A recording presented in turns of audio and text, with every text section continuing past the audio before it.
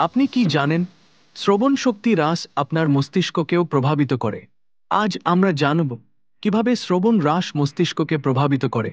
এক, মস্তিষ্কের সক্রিয়তা কমে যায়। কম শোনার কারণে মস্তিষ্কের যে অংশ শব্দ প্রক্রিয়াজাত করে তা ধীরে ধীরে কম সক্রিয় হয়ে পড়ে।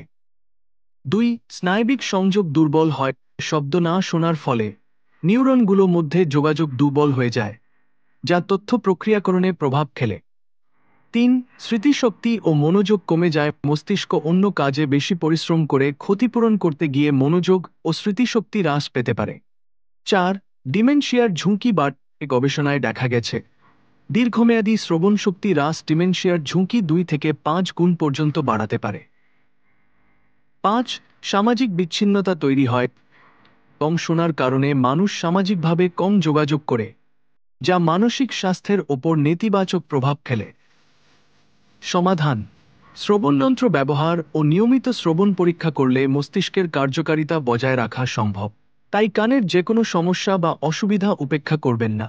অরাল কেয়ারে রয়েছে অভিজ্ঞ RCI রেজিস্টার্ড অডিওলজিস্ট শ্রবণ শক্তি ও ভারসাম্য পরীক্ষার সম্পূর্ণ সমাধান।